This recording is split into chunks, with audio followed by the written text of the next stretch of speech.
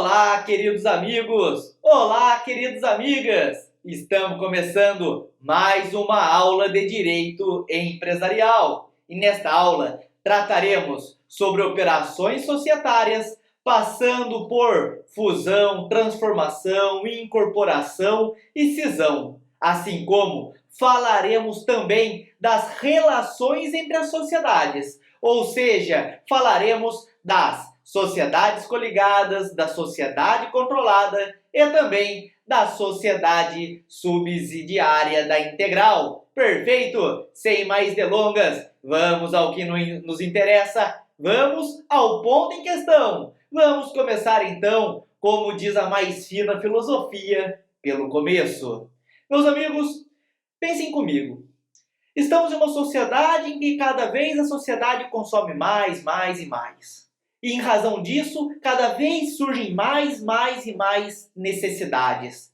E assim, as empresas têm que se adequar a estas necessidades para que possam, de maneira clara e de maneira rápida, conseguir ali satisfazer os anseios sociais. Não é mesmo? E é em razão disso que eu trago para vocês um pouco sobre operações societárias. Tema este importantíssimo para a nossa prova. Meus amigos, em relação à operação societária, acontece o seguinte: para que as sociedades, portanto, consigam se adequar às necessidades da sociedade, elas precisam mexer em sua estrutura. Elas precisam modificar a sua estrutura. E é em razão disso que vocês precisam saber.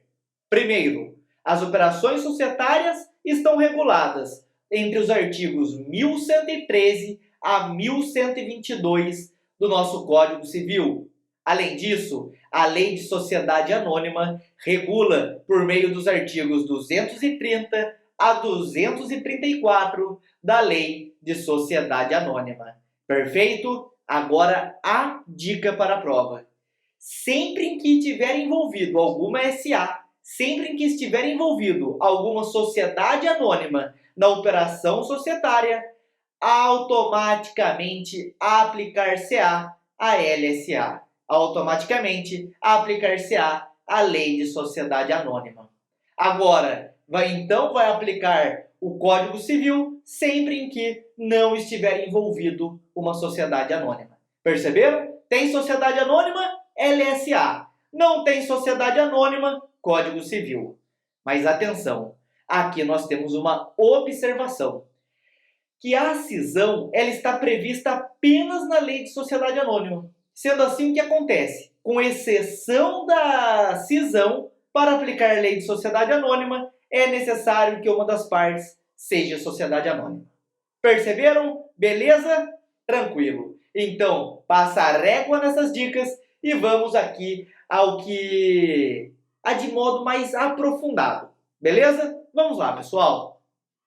Uma coisa que é muito interessante também é falar que as relações societárias, as operações societárias existentes, elas envolvem não um complexo simples, pelo contrário, envolve ali um processo bem complexo, em que dependendo do tamanho da empresa, como por exemplo fusões de gigantes, vamos citar como exemplo, Sadia e Perdigão, a fusão entre elas se ocorre, o que acontece? Podemos falar que tem até mesmo que ter a autorização do CAD, envolvendo uma outra lei, que é a Lei 12.529 de 2011. Então, pessoal, nesse sentido, para que possa ocorrer uma operação societária, sempre será necessário a elaboração de um protocolo e justificação. Esse protocolo e justificação será submetido a uma Assembleia Geral que vai versar, que vai deliberar sobre o porquê que essa operação está acontecendo. Beleza? Então tá bom. Vamos falar aqui da primeira modificação social, da primeira operação societária de grande monta. Vamos falar aqui da transformação. Meus amigos, é simples. Inclusive, essa aula ela tende a ser um pouco mais célere, até mesmo porque os termos aqui, eles são, embora na prática haja grande complexidade, o entendimento é de maneira mais simples. Meus amigos, a transformação, o que que é? É todo ato, anotem aí, é todo ato que consiste na alteração do tipo societário, sem com que tenha a liquidação ou extinção da pessoa jurídica. Então, o que que acontece? Vamos supor que é uma sociedade limitada que quer virar uma sociedade anônima. Perceba, alterou o seu tipo societário, houve uma transformação. Perfeito? Então, em relação a isso, leiam do artigo 1113 a 1115 do Código Civil e os artigos 220 a 222 da Lei de Sociedade Anônima. Legal, pessoal? Belezinha, belezinha? Então vamos para o próximo. Vamos falar da incorporação. Meus amigos, a incorporação está tutelada pelos artigos 1116 a 1118 do nosso Código Civil e também pelo artigo 227 da Lei de Sociedade Anônima. Pessoal, vamos lá. A incorporação se difere da transformação, por isso mesmo que tem outro nome, que é quando ocorre o seguinte, é quando uma ou mais sociedades é absorvido pela outra. É isso mesmo, é quando uma sociedade absorve uma ou mais sociedades. E ali, essa sociedade que absorveu sucede-se em todos os direitos e obrigações. E essas empresas sucedidas, ela acontece o quê? São extintas. Então essas sociedades incorporadas, elas são extintas. Então vamos supor assim, a sociedade A incorpora a sociedade B. Assim, todas as dívidas e créditos que pertenciam à sociedade B passam a ser da sociedade A. E essa sociedade B acaba se extinguindo. Perfeito, pessoal? Beleza? Compreenderam? Bem simples, né? Mas tem uma tarefinha para vocês. Peço para que leiam a súmula 554 do STJ e também o artigo 141, inciso 2, da Lei 11.101 de 2005, que é a Lei de Falência. Perfeito? Leiam em relação a isso, que tratam aí da incorporação. Súmula 554 do STJ e artigo 141, inciso 2 da Lei de Falência. Pessoal, falando agora da incorporação, falaremos de uma outra operação societária, sendo esta a fusão. O próprio nome praticamente já diz, ou seja, é quando duas ou mais empresas, elas unem os esforços, elas se juntam para formar uma nova empresa. Perceberam? Aqui eu tenho a empresa A e a empresa B. Elas se fundem. É igual um maçarico, um ferro, que quando você está derretendo ali dois ferros, eles derretem e se juntam. É isso que acontece. São duas empresas em que se unem, se juntam para formar uma nova empresa. O que acontece? Extingue-se aquelas empresas existentes. Aqui, todas as empresas que se juntaram extinguem em razão da nova empresa. Portanto, essa nova empresa sucede-se à sucessão empresarial em todos os créditos e débitos relativos àquela sociedade. Perfeito, pessoal? Beleza? Então tá bom. Não se esqueçam, a fusão está regulada pelos artigos 1119 a 1121 do nosso Código Civil e também no artigo 228 da Lei de Sociedade Anônima. Beleza? Então vamos para a nossa última operação societária, que é a cisão.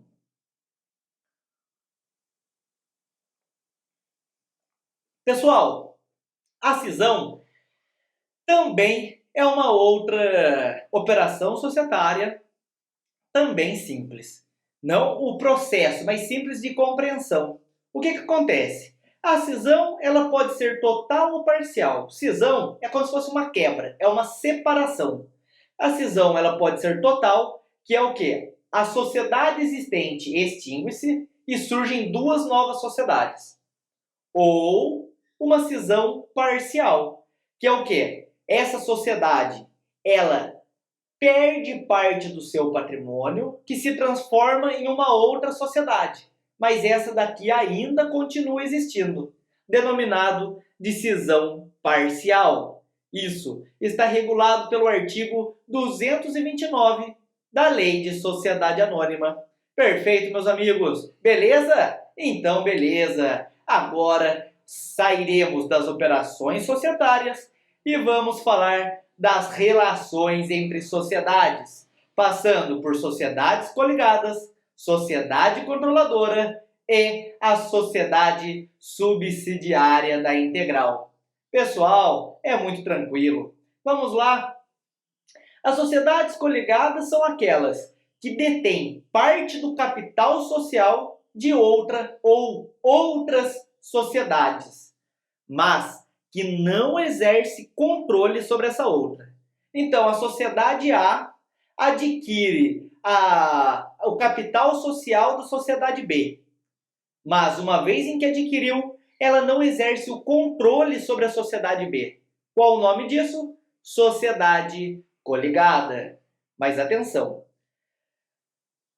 A LSA, a Lei de Sociedade Anônima, no artigo 243, parágrafo 1º, fala o seguinte: se tratar de sociedade anônima, basta apenas a participação. Então, se uma sociedade anônima tem participação aqui, numa outra sociedade, ali é uma sociedade coligada. Mas, se for um outro tipo societário, que não seja sociedade anônima, para configurar uma sociedade coligada, tem que ter ao mínimo 10% do capital social da outra empresa e não pode ter controle social. E é assim que leciona o artigo 1099 do Código Civil. Então, é sociedade anônima? Artigo 243. Não é sociedade anônima? Artigo 1099 do Código Civil. Lembrando que, se é uma sociedade anônima, o que vai acontecer? Basta que tenha participação no capital social. Se não é sociedade anônima, não existe a figura da sociedade anônima, tem que deter 10% do capital social no mínimo e não pode ter controle desta outra empresa. Perfeito, meus amigos? Beleza? Então, vamos falar aqui da sociedade controlada. Isso mesmo. A sociedade controlada, ela está prevista no artigo 243, parágrafo 2º, em que, é claro, esse artigo ao lecionar que considera-se uma sociedade controlada quando houver preponderância nas deliberações sociais e o poder de eleger a maioria dos administradores. Queridos amigos, é simples nesta hipótese, uma vez em que tem maioria da eleição dos administradores. Então, a empresa A consegue eleger a maioria dos administradores da empresa B e tem preponderância nas deliberações da empresa B, a empresa A é uma sociedade controladora da empresa B. Agora, quando se tratar de empresa que não seja sociedade anônima, o Código Civil diz que é uma sociedade controladora quando possui a maioria dos votos e também o poder de eleger os administradores. Perfeito, pessoal? Belezinha, belezinha? Então, falado da sociedade coligada e agora da sociedade controladora, iremos para a sociedade subsidiária da integral. Meus amigos, é simples. Quando uma empresa possui uma outra empresa na integralidade, isso é considerado uma sociedade subsidiária da integral. É quando ela é constituída por escritura pública, tendo como única acionista uma sociedade brasileira, ou quando for convertida com a compra de todo o capital social. Então eu tenho essa sociedade, e essa sociedade forma por meio de escritura pública essa outra sociedade, sendo a sociedade A totalmente dona da sociedade B, Ou ela não é formada, essa empresa B já é existente, mas a empresa A compra todas as cotas sociais ali, todo o capital social dessa empresa.